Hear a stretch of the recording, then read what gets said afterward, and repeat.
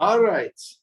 Welcome to Faith and Calm. I think this is number 113. We're still in Yerushalayim. Boy, do I miss you guys. It's hard. It's hard talking at the phone. I like to see you. I'm gonna definitely look forward to when we can able to do these classes live again and to have you back, because I think you give me a lot of my inspiration, and it's not so simple without knowing that I'm talking to someone. So we will try and go forward. Not everything in life is easy. So hard is not, I guess, not the problem. Right now, the time of year, we are between Gimel Tammuz and Yud Beis Tammuz. Gimel Tammuz, as you probably know, is the day that the sixth Lubavitcher Rebbe was released from Leningrad Smolensk prison. It's also the day that Yeshua told the sun to stop, and it was also the day that the Rebbe, his soul, departed from his body, and we call it his stalkus. And then Yud Beis Tammuz is the great day of liberation, the sixth Lubavitcher Rebbe, who was allowed to leave the Soviet Union. So these days are very much connected with those themes. And so we'll talk a little bit about that, because you could have this question. Okay, fine. The seventh Lubavitcher Rebbe is not here with us physically. So why are we still doing this? What are we running on? And I had a number of conversations this week, actually, with somebody who was still, after many, many years, still very broken about the loss of her husband at a young age. And we talked a lot about these sort of ideas. And so it's been on my mind, and I've been thinking about it, and I've found a few things about it. And I can understand. This person is completely secular. She calls herself Kiloni, which means a completely non-religious Israeli, and it seems like her life ended at that point in time, and a big piece of it. I mean, and there's a tremendous loss, and we don't try and minimize that.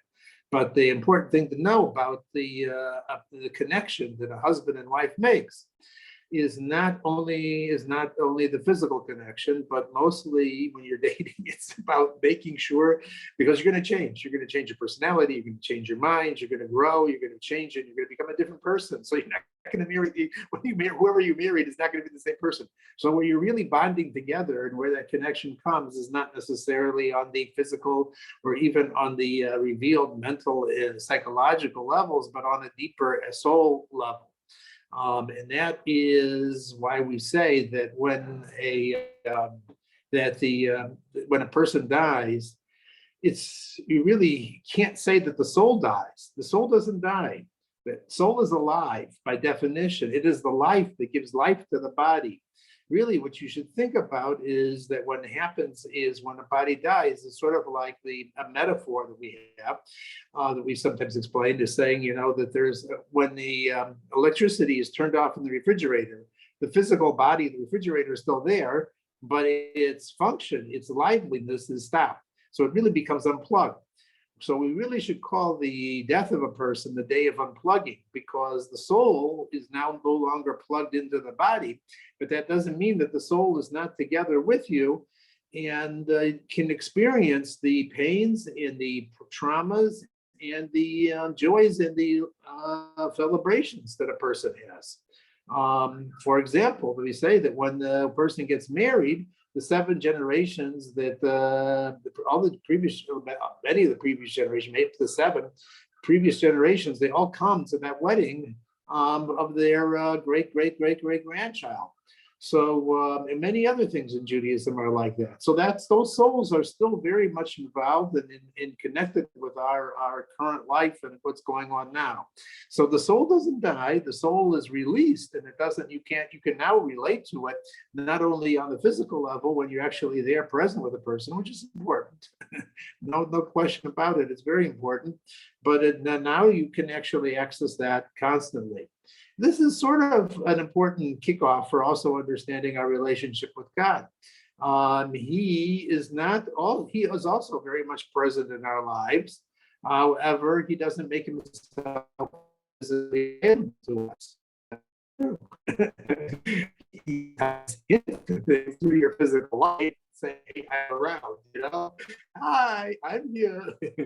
I'm the one who's in control of your body and your health and your what's happening with your finances and where you're going and physical things that are happening. And I'm very involved in everything that's going on with you, but we don't necessarily have that kind of connection that, it's mostly on a soul level. Interestingly enough, the Frierdiker Rebbe says that, the previous generations, many years ago, First Temple, Second Temple, they had much more of a direct communication. They had prophets and so forth of that sort. The nature of our generation, before the coming of Mashiach, is definitely more about faith and trust in Hashem, and not necessarily having that direct involvement in our lives that we can actually say, hey, God, tell me what to do right now. They had the Urim and Turim. So with that as a prelude, I was going to explain to you a little bit more to make it more real how God is connected in our lives. So bear with me. I'm going to give you a little bit of an introduction to Hasidic philosophy, and we're going to talk tonight a little bit about the 10 spheros. These are the emanations of God. That God makes himself available to us. Now, many Jewish groups say, don't seem to be aware of this or don't emphasize this. They think that Judaism is largely about there is a Torah, there is rules, there are things you have to do. And if you do them right and you get a passing grade, then you will go to heaven. And if not, it won't be so good for you. That kind of Judaism is harder and harder to sell. I'm talking to people around here, who are involved in different, Jewish organizations and so forth, and it doesn't go. People are too, they need an emotional, personal connection with God. Life is too, it's just too difficult and too many things to deal with. And it's just too distant. And so our generation, being where it's located in time, the time before Mashiach, we really need to we're supposed to have a full connection. And that's also true that the nature of the world will be when Mashiach comes, is that God will be revealed in the physical world and we will have that constant continuous relationship. We don't have that right now, and we're dealing a lot on faith, and it's after several thousand years of exile, it's gotten very difficult. So God made himself available. He did. He although God himself might seem to be a very distant concept and a distant person in their lives, he nevertheless, he created this world and he created our souls so that we would be able to connect with him. That there would be a meeting place where we could actually tap into the deepest parts of our souls. And then by doing that, it's a mirror and it's a parallel to godliness. And that is what the spheros are, the 10 energies that God manifests himself. The building blocks of existence are also paralleled with inside our souls. And the more we learn about our soul and these different powers, the more we can then see how everything in the world is connected with us. So to start off the discussion, then I will talk about maybe the first three midos that we're talking about. We'll talk about Chachma, Bina, and Dat. We'll talk about that later. Wisdom, conception, I guess it's called, comprehension and understanding. Those are the intellectual parts, but and those are important, and we should understand that because It's the acronym of Chabad. Chachma Bina Dat. We should talk about that. Maybe next time I'll talk a little bit more about that. But life is really lived on the emotional level. And so I'm going to start talking a little bit about the emotions and our emotions and how our emotions in their purest forms allow us to actually emotionally connect to God. The first one I would talk about is Chesed, which its functional point, its active point is Ava, love. So you can't have a real relationship if you don't have an aspect of love for each other. You don't have a connection. It doesn't go. It's cold. It's indifferent. There's a lot of rules. And when you love somebody, when you're connected to somebody, then you really feel that connection. So we want to talk a little bit about that, both in ourselves and then in the what they call the microcosm and then the macrocosm. So the property of chesed is kindness. Kindness is the motivation, the feeling that we know that you have to do something. It could be just giving some charity to somebody. It could be providing some comfort with the other person. It could be providing some clarity, some understanding, some insight, some psychological feelings. But you're giving you're in the mode of giving. And that is a godly trait because God created the entire world and he gave us everything. All of existence is his. So he's definitely also very much into this idea of giving. And when you're not able to give, like when you're locked in a prison cell, then you feel very bad because you can't do anything. Or if you're in a nursing home and you're just a recipient of something, it could be a very difficult situation because human beings by nature, they thrive when they feel that they're needed and that they can give something.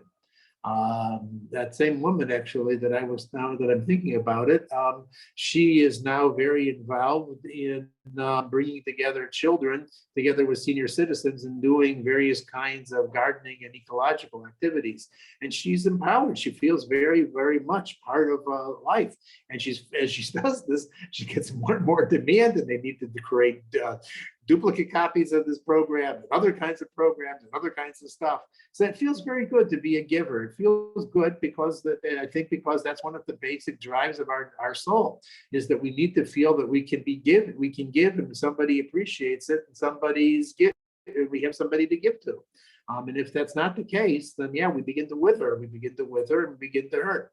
So the same relationship that we have was with God. When we exercise this trait, we actually become more in the example of God. And Abraham was the classic example of this. Now, there's a difference between chesed, kindness, and love. Say gemilu chasadim, giving acts of kindness. You don't necessarily have to love the person. So loving is more of a functional aspect of the soul. The energy, the engine that drives this particular thing. So so Ava is you have Ava to somebody or for something. You don't have love. You don't necessarily have a chesed for. It is more of an internal power. Complementing that, and always is the aspect of Gevura, which manifests itself in Yira, which really should be translated not as fear, but rather as awe or as respect. Because in any relationship, there has to be these balance between the two. There has to be an aspect of I want to give to that other person. I'm in love with that person. I like to give to that person. But if you're giving, like you're to your child, and you don't actually give them any discipline and borders to what they are, then there will be problems. If you can't take the kid to the dentist to have his cavities fixed, and the tooth is drilling and he's screaming, you're hurting me. Yeah, but that's actually the motivation that is out of love. So there are reasons why sometimes you have to have the brakes. You can't just always be pressing the gas. So Gevura is the complementary, the opposite, which is withholding, which is saying, I want to give, but I only want to give to the people that deserve it. I only want to give to people who are really in need. I only give them when it's the right time to give to them and so forth. So life is a balancing act, and it's a juggling act between these two emotions. And in any marriage, these are the essential things. You have to respect the other person's borders, You can't be always, saying, let's get closer and closer and closer. You have to sometimes realize that that other person is a different person and they have different feelings and they want to do different things. And, when you feel, wait, that doesn't feel close. They want this and I want that. Well, if there's no borders and there's no boundaries and everything is a mush, then marriages don't work well. And this pattern, this energy that we see, if you start looking at it, you see it's in everything. It's also in a relationship with God. He says, do these certain things for me and you will feel more connected with me. He also says, don't do these sort of things because that's going to hurt the relationship. So these are the two aspects of laws that we have. We have the positive commandments and we have the negative commandments. So this pattern, one of the things that a chassid learns is to be able to look at the world not necessarily at face value, but rather to look at it from this higher viewpoint, saying, how are these energies manifest in my life, in my relations with other people, and how can I improve that, both my relationships with people and with my environment around me, and even more importantly, when I have that proper balance and relationship with God.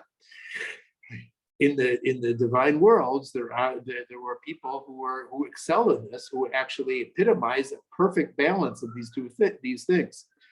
All the forefathers manifest that. Abraham was the perfect example of chesed. The Medrash even gives the story. It says when Abraham was created, the attribute of chesed said, I have nothing to do anymore, I'm going to retire. Abraham's doing everything.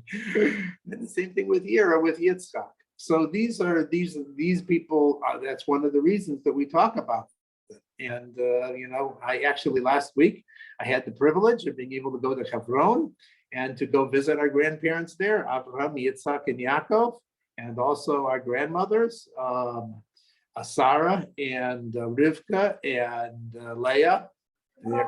Rachel was buried in a different place, so I didn't get to see Rachel. It was a very peaceful place. It was a very warm place, and people were very happy there, which is an interesting thing to see. There was a certain pleasure of being together with with our forefathers, and it says that our prayers actually they ascend up through Hebron. So there we are, Kever Machpelah, the cave of the forefathers. So if you do come to Israel, I do recommend it. It's quite doable. There's a bus that goes regularly from Yerushalayim, and it's really quite an experience. I think I have covered my topics I wanted to speak. I could go on, but I'd really like to hear what my wife has to say. So I'm going to turn over the microphone now to my wife. And of course, again, I really miss you guys. And I'm hoping to see you and that we'll have warmer and live communications in the future. And so, Shalom Chassidus, are you ready? Yes. Okay. Is it still there?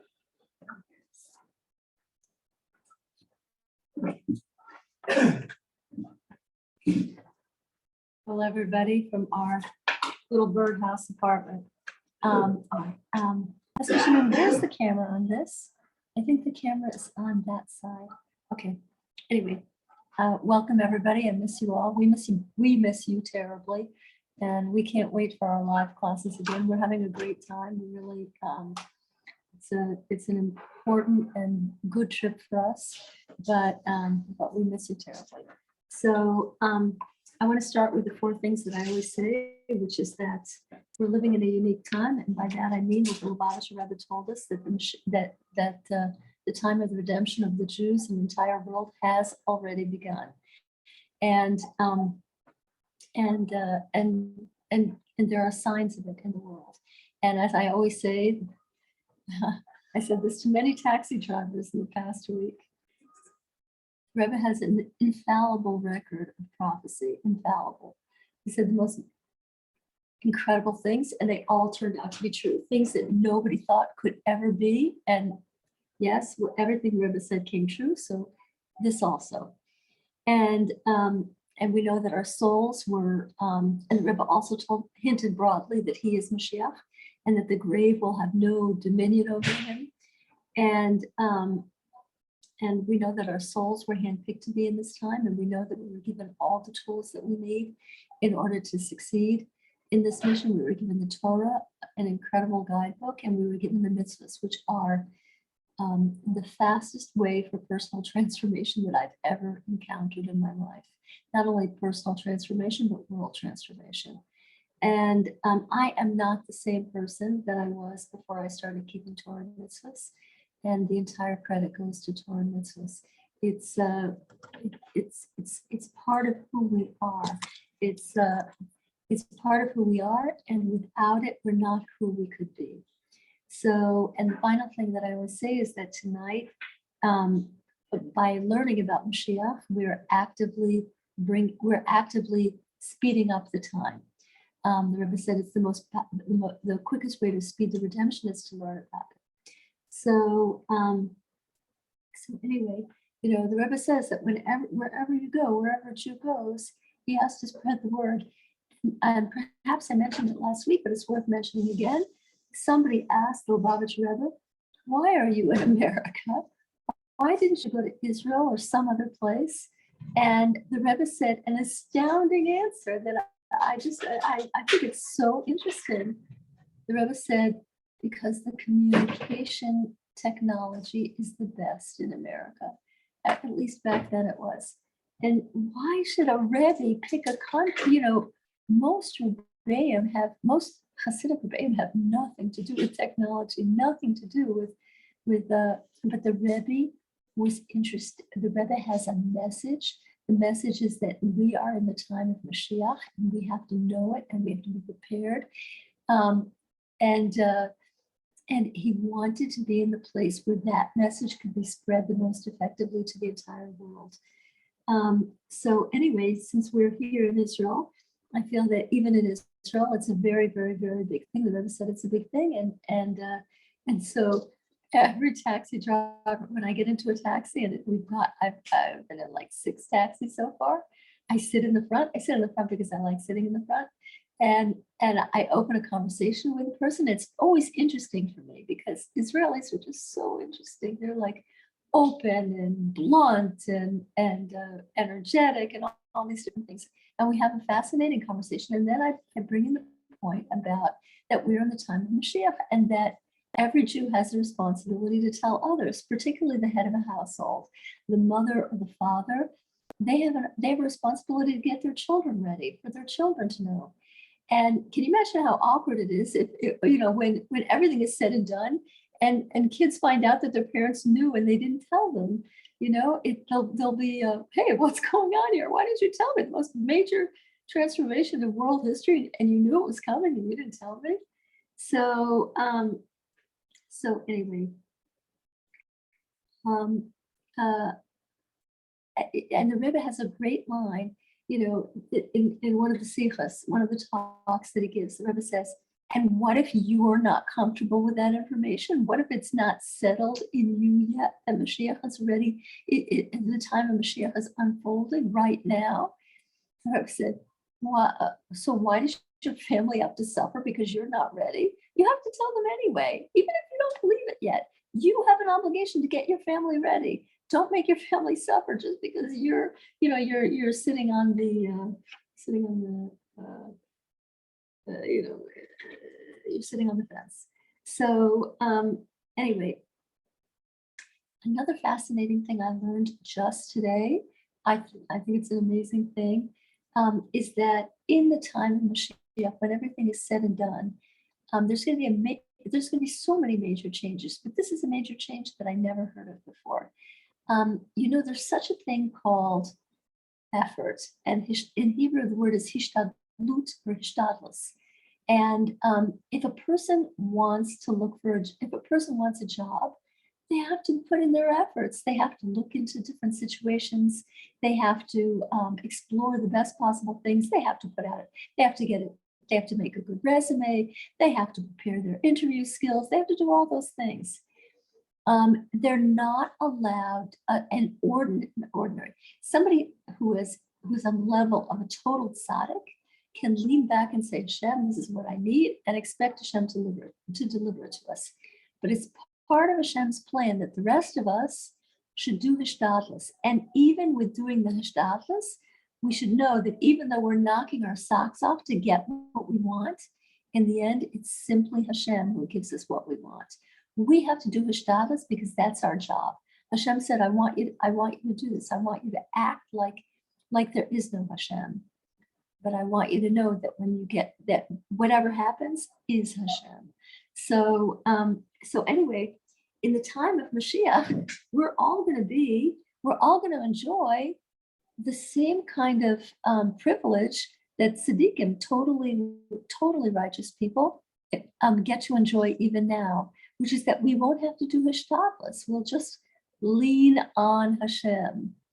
And so anyway, here in Israel, Israel is the country that Hashem's eyes are on from the beginning of the year until the end of the year.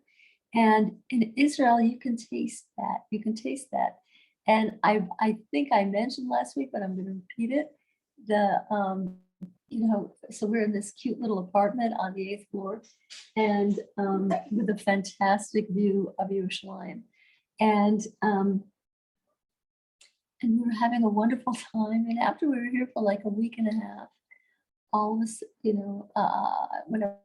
sudden there was an incredibly loud and frequent chirping outside the window. And it started at night, and I couldn't see, it was too dark to see anything on the windshield, on the windowsill. And I couldn't tell what it was. Either it was an incredible cricket, but I don't think a cricket could have been that persistent and that loud and that cognizant.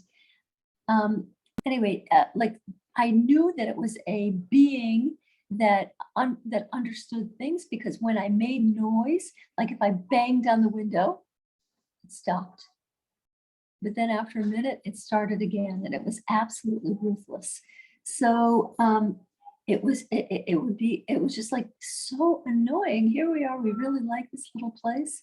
And we like to sleep with the windows open. And here was this little thing ruining our little peaceful haven. And I think I told you that, I don't know, I tried knocking on the window. I tried different things. That thing never stopped. It didn't care. And it went on for hours. And finally, what did I do? I remembered what life is all about.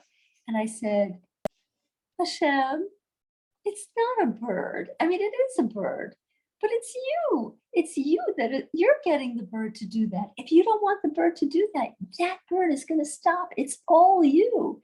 And if it's you, Hashem, it means it's good. It means this whole thing, this whole irritating thing is actually very good.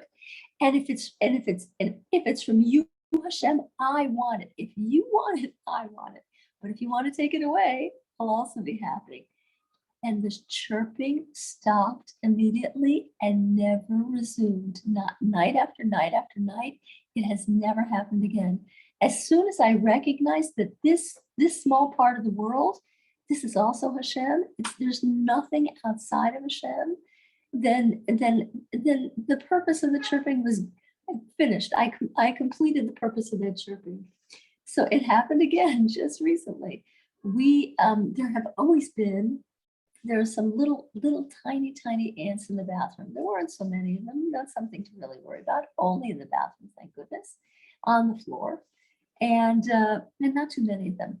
We left for Shabbos. We went away from Yerushalayim. We went to a place called Herzliya, where I have a cousin, and we had a magnificent time there. And when we came back last night, the ants were crazy. It looked like there were 1,000 ants on the bathroom floor, a luxury bathroom, about 1,000 ants on the floor. And it's night, it's evening. I didn't know what to do. And there was a can of Raid.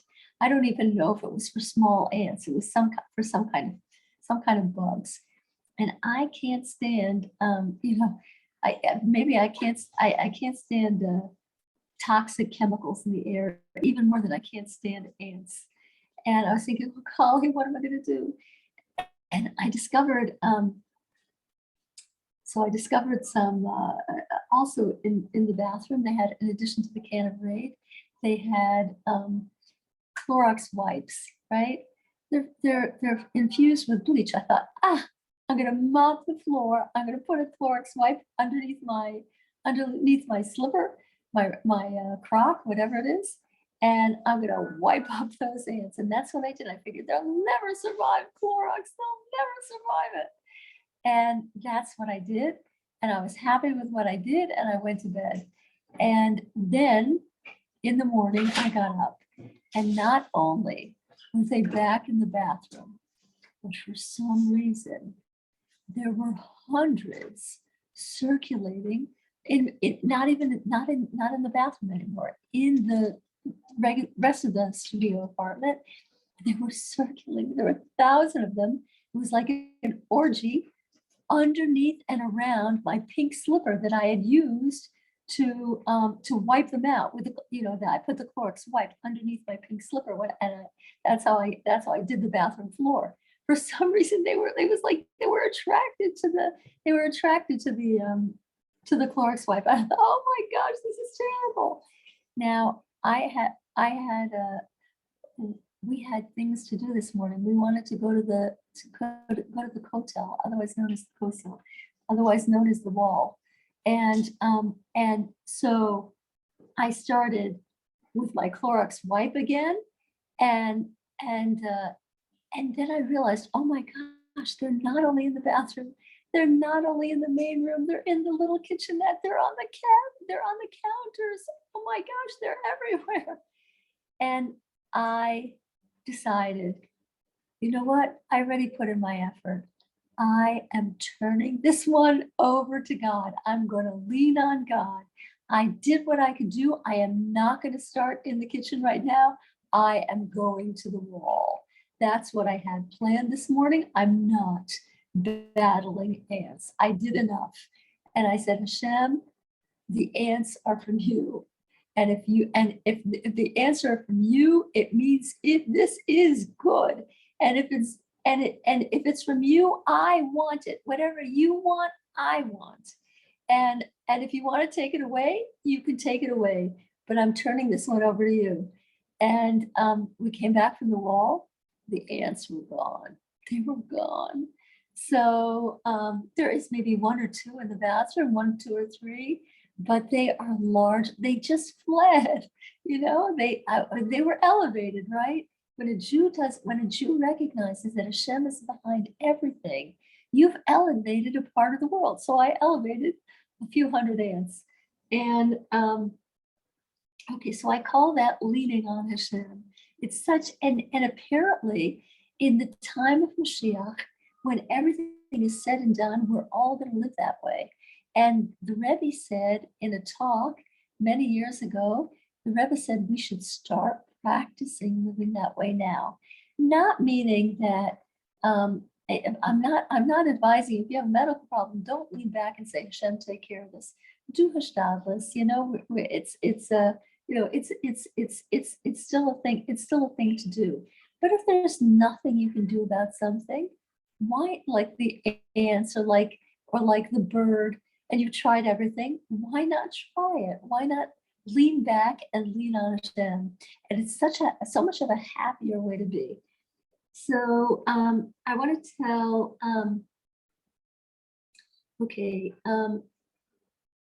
so I want to tell you a Rebbe story, and a Rebbe miracle story. And I want to mention that Shabbos, I think Yescashim mentioned this just last Shabbos, 2 days ago, was Gimel Tammuz. Gimel Tammuz is the anniversary of the day that the Rebbe's heart stopped and his body was put into the ground. But as I know very clearly, and as maybe you guys know by this point, the Rebbe is more active in this world now, in so many different ways, and more active than I am, much more, multiple times more active than I am, multiple times. It seems as if, I'm going to tell you a couple stories next week, but it seems as if the Rebbe has free reign of all the worlds, the heaven and earth. And So, and as we know, the Rebbe is so available through writing to him through Igor Kodesh. Many of you have your own miracles now, and that have happened to you. And some of the people that I've talked to in Israel, even those who describe themselves as chiloni, meaning they don't believe in anything beyond what you can see and feel. Even they are not really that way. When you talk to them about Mashiach, they say yes, but when? So everybody's waiting, everybody, which is a good thing. It's a good thing. So even though it seems like things are going, in many ways, it seems like things are going downhill in Judaism. The ethical mores of our time are like, whoa, sinking dramatically. The social mores, the sexual mores, everything is sinking. You could, the things you see are not like they were, the time I grew up was like a time of innocence compared to now. But there is a difference. The difference is no matter where you are on that scale, everybody now knows, or a lot of people know, and a lot of people are waiting. So anyway, here's the story that I want to tell. It's a story about the time when we could see the Rebbe, and I really liked it. It shows, that the Rebbe is not like you and I. So it's about a story. It's a story about a restaurant in Golders Green. Anybody know what Golders Green is? Golders Green is like a Jewish section, a Jewish neighborhood of London, on the outskirts of London, north of London. Lots and lots of Jews live there. And in 1968, a Chabad Chassid, a Chabadnik, wanted to open a restaurant, and he decided to call it the Kosher Fish Restaurant, and he wanted to open it on a place called Finchley Road in Golders Green in London. And the name of this guy was Rabbi Elazar Kalman Tiefenbrunn. He's not alive anymore. And he wrote to the Rebbe for a blessing, and the Rebbe gave him a big blessing. And the Rebbe was very, very, very, very encouraging.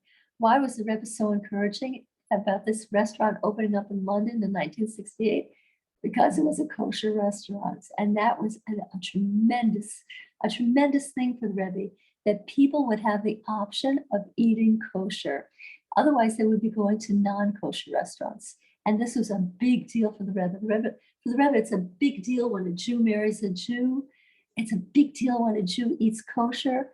The Rebbe said on campuses, he gave different people advice, open up a kosher dining hall, because not only will the kids be eating kosher, but maybe a Jewish boy will sit next to a Jewish girl and maybe they'll get interested in each other. It's a big victory in our day. It's a tremendous victory. So anyway, the Rebbe was really into this restaurant. And the restaurant became a sort of Chabad house. The owner, Rabbi Tiefenbrunn, he had two other co-owners, also Chassidim. He was a very warm guy, and he would talk to his customers about Judaism, about Chassidus, about all these different things. And even though it was like a kind of Chabad house, at the same time, it was an upscale, very, very, very popular restaurant. People drove, it was packed, it was full every day and every evening.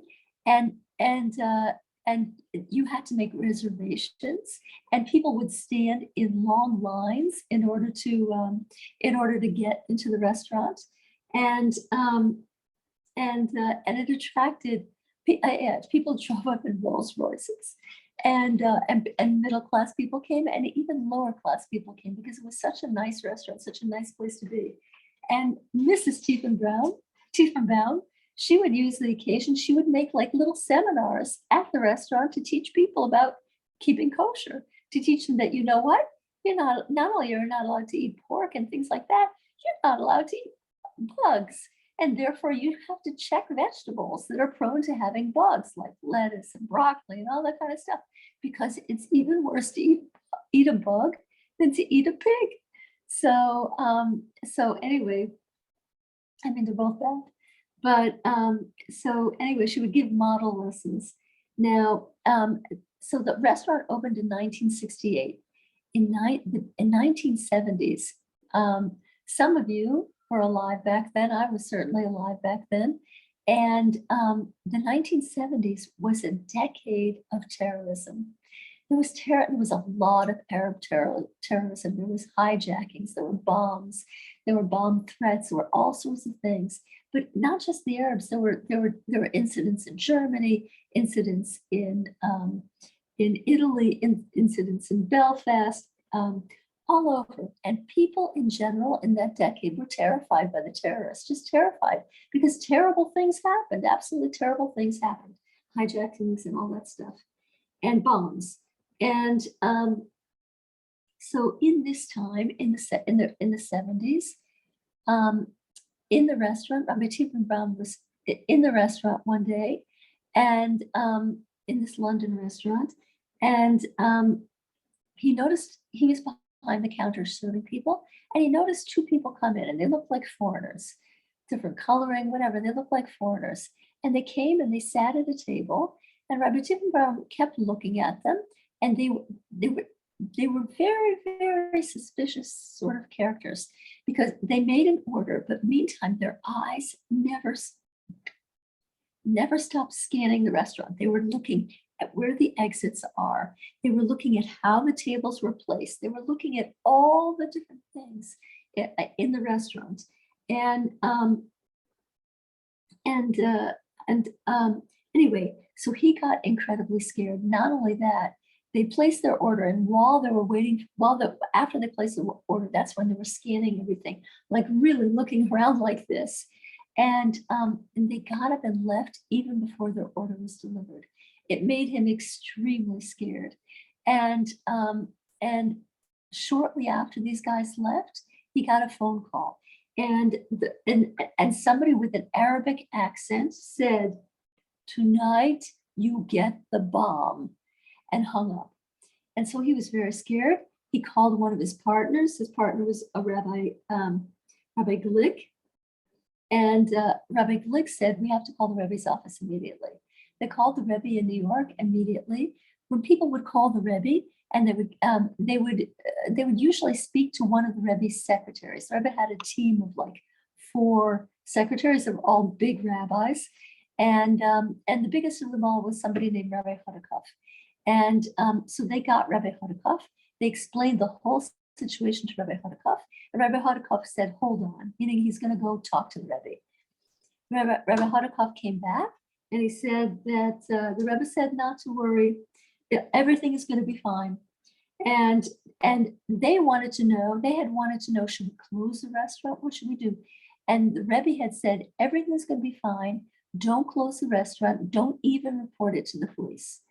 And Rabbi Tiefenbaum was still very nervous, and he just started to describe in detail to Rabbi Chodakov everything that went on that day. And apparently the Rebbe was listening in, and all of a sudden they hear the Rebbe's voice himself, and the Rebbe says 2 words in English: "It's nothing." and it's nothing. And Rabbi Tiefenbaum was calmed by those words, and he decided, of course, I'm going to follow what the Rebbe says. We're going to keep the restaurant open, and we're not going to even report it to the police. The reason he was nervous is that there was a huge amount of reservations for that night, hundreds of people, and they came, they enjoyed, they had a wonderful evening, and at 11 o'clock, the partners closed the business and nothing had happened. And they called afterwards, they called the Rebbe's office, and they asked Rabbi Chodakov. And they reported back, Baruch Hashem, it was a false alarm, thank God. And they said, but we're just curious, why didn't the Rebbe let us close the restaurant? And why didn't he let us even report it to the police? Why didn't he not let us, but why didn't he want us to do that? And Rabbi Chodakov explained, because if you closed the restaurant and if you reported it to the police, the word would get around and people would stop frequenting your restaurant. They would say, "A Jewish restaurant? Of course it's a target." And then your Jewish restaurant would close, and then the people would go back to their practice of going to non-kosher restaurants. So a person just like in the 6-Day War, I believe it was, when the Rebbe said Israel is going to be no, not the 6-Day War. In the 6-Day War, the Rebbe said everything's going to work out, and also in 1991 in the Gulf War, when Saddam Hussein announced that he's going to aim all his rockets, all his missiles,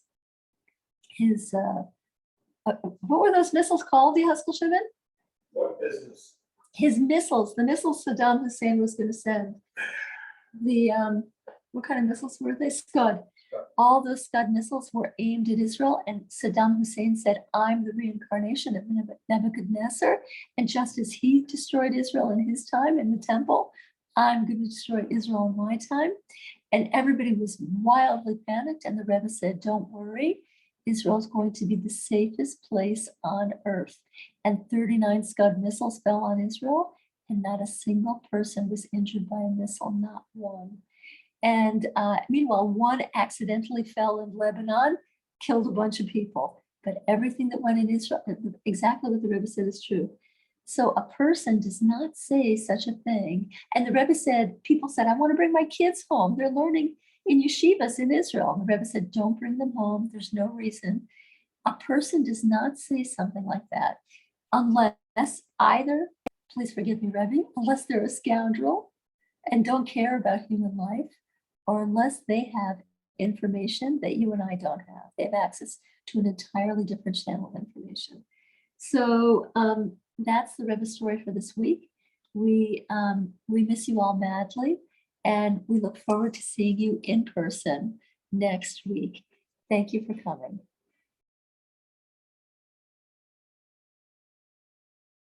I didn't say to turn off the recording.